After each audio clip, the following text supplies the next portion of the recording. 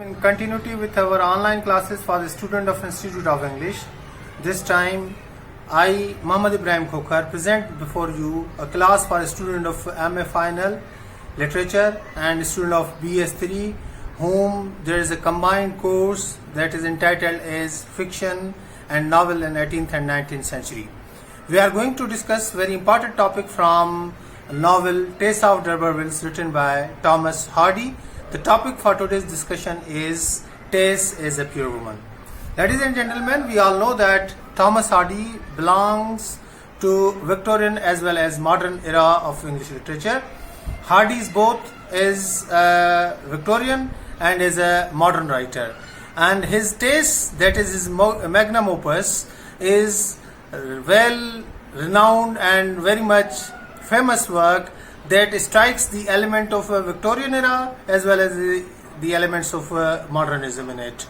When Tess was first published and which appeared in 1891, the title of the novel, Tess of D'Urberville's The Pure Woman, took Victorian audience by storm, because according to Victorian norms, according to Victorian values of feminism and women's lives, Tess was not a pure girl in any case. Tess was considered as a fallen woman because she was victim of rape, she was mother of illicit child, and then she had married to a person who quit her at the night of her marriage, and in no any definition of Victorianism she was a pure woman.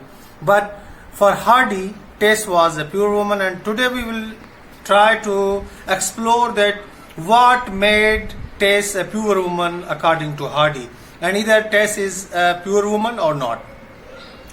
If we judge Tess according to Victorian values, we know that for Victorians the definition of purity for a woman was based on the idea of virginity. A virgin and virtuous woman who was obedient in all respect, mentally and physically, to his or her husband or family, was considered as a virtuous woman. For Tess, if we evaluate the character of Tess according to this formula of Victorianism, we come to know that Tess has none of these qualities. Tess was brutally raped, she had given birth to an illicit child, and then she had brought destruction for herself as well as for her family, and then she was left alone by her loving husband whom she had dearly loved, Angel Clare. So for Victorian audience, she was not pure at all. But what was in mind of Hardy while he was describing Tess as a pure woman was Hardy's real concept of womanhood. Hardy presents Tess as the victim of all these surroundings.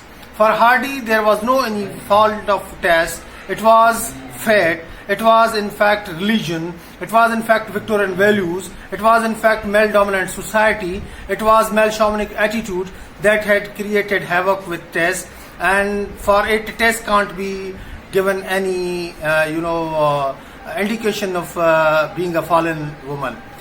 Hardy introduces Tess as a very innocent, loving and courageous girl who left her home to earn livelihood and to support her family. She was not the male member of her society, but even in Victorian era, when women were supposed to work inside their homes, inside their courtyards, she quit her home and worked for livelihood to support her family.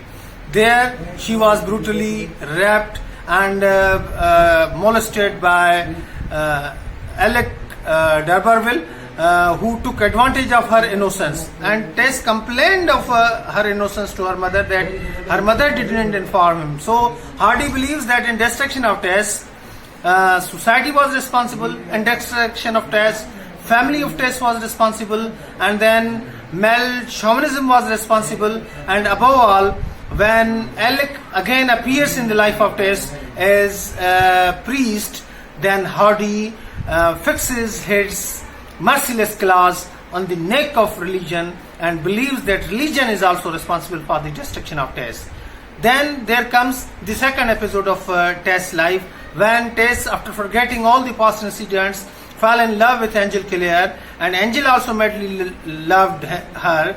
But for Angel, the past of Tess was unknown. When Angel proposed Tess to marry, Tess wanted to reveal all her past happenings to Angel, and she wrote a letter to Angel. Unfortunately, that letter was not delivered, and Angel's attitude with Tess was not changed. Tess took it as a magnanimous approach of Angel. Tess took it as a magnanimity of Angel.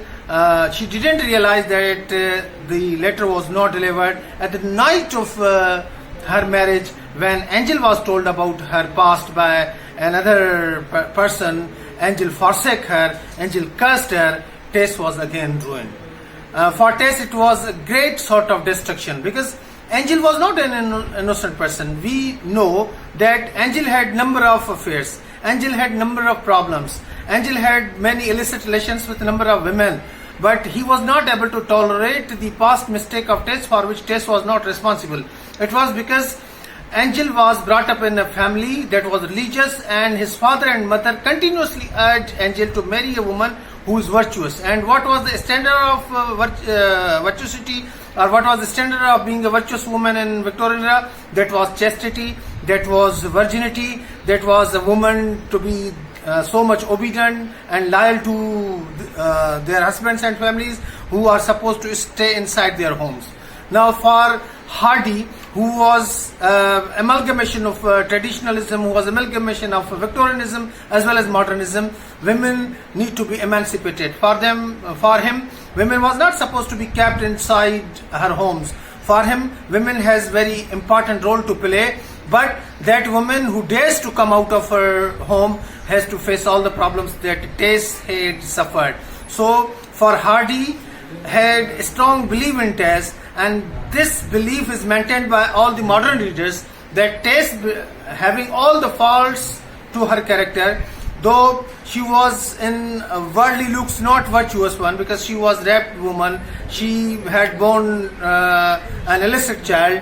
But according to the modern definition of feminism, according to today's standards, if we cut the standards of Victorianism aside and take the modern values of purity and innocence of women, Tess is justified to be a very much innocent woman.